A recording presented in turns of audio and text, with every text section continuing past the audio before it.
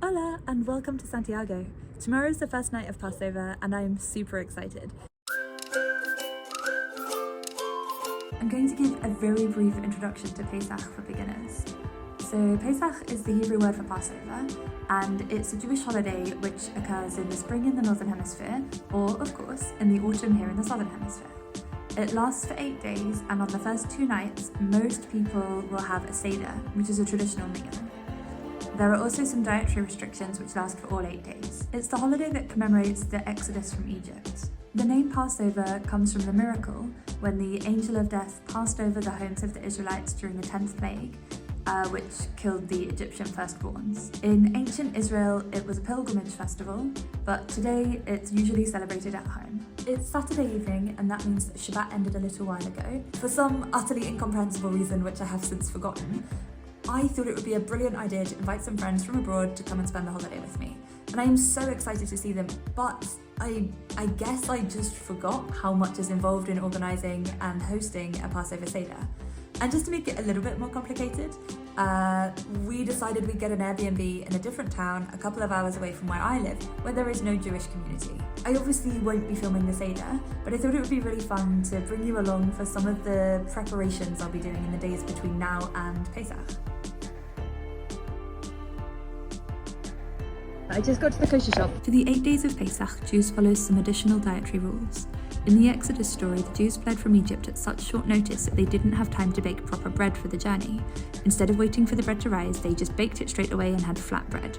Today we eat matzah, which is dry, flat crackers, to echo that aspect of the story. I took an Uber across town to the kosher shop to pick some matzah up, because I was also in a hurry.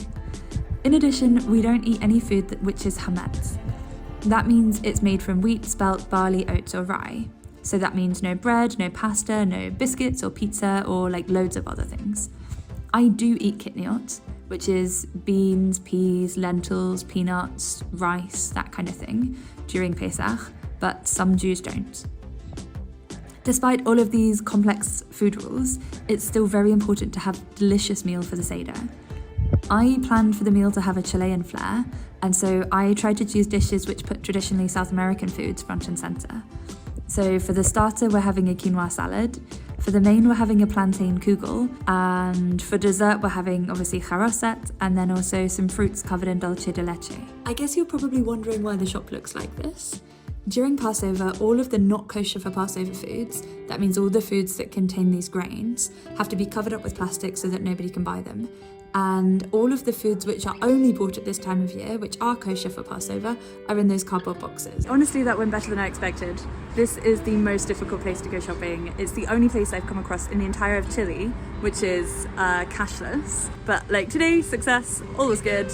I got matzah, I got a Haggadah candle, and I got some grape juice. And those are the things we needed. So all good to go. Kayleigh Makes a Cooking Show is back. I'm having a practice run at making charoset bars because my Pinterest page is completely full of them and I thought it looked like a really nice idea. I couldn't find everything that was actually on the list, so I'm just going to freestyle it with stuff I could find. These are like the saddest, driest dates I've ever seen. And it's actually Ramadan at the moment, and there's quite a big Muslim population in Chile. I genuinely considered trying to just go to a Muslim neighborhood to see if I could find better dates. But I don't know exactly where it is, and I also don't know what the etiquette is of like trying to buy food from a Muslim neighborhood during Ramadan. During the Seder, the fancy dinner that Jewish people come together to eat on the first nights of Passover, there's a special plate called a Seder plate on the table. The Seder plate always has at least 5 items on it, but sometimes more. These items symbolize the transition from slavery to freedom. Charoset is one of the foods on the Seder plate. It's a delicious kind of mush made from fruit and nuts with wine and cinnamon. It symbolizes the mortar used by the Israelite slaves to make the bricks to build Egyptian cities. This is just a piece of wood. This can't be how it's done. Oh, what a ridiculous thing. This must be a mistake. I mean, it smells delicious, but it's just wood. I can't eat this. So the food processor is having a bad day. I'm gonna have a go at making this in the smoothie maker. It smells like charoset. Tastes actually significantly better than it looks. Just not quite sure how I'm gonna get back out of the smoothie maker. I'm just pretending that I know what I'm doing, but now it's time to start the rest of the cookie aspect. Change of plan. I can't persuade the oven to cooperate, and I realised I forgot butter. So I'm not going to have a practice at making the charoset bars, I'm just making regular charoset. The regular charoset is delicious, it's a success. I'm actually going to stick it in the freezer for a little while so that it stays in shape. The Seder meal is very ritualised, with lots of steps which have to be followed in the right order.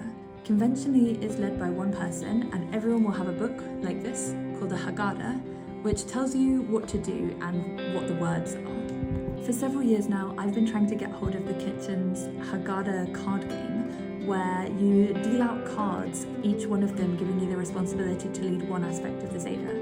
I even emailed them when I lived in Sweden and asked them if I could just buy a digital copy, but unfortunately I've still been unsuccessful, so I've had another go at making my own version. I made this sheet to break down the steps in a Seder, and I assigned each step to a person to lead it, so we'll all be taking it in turns to lead different aspects.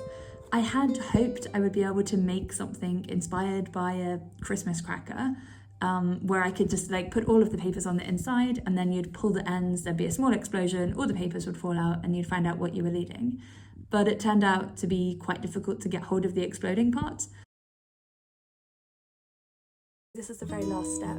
I went food shopping this evening and bought all the ingredients we're going to need, but because the kitchen here isn't kashered, I haven't even started food prep at all. Tomorrow we just have to get up, go to the Airbnb, kasher the kitchen, kasher the crockery and the cutlery and the pans and everything in the ocean, and cook all the food.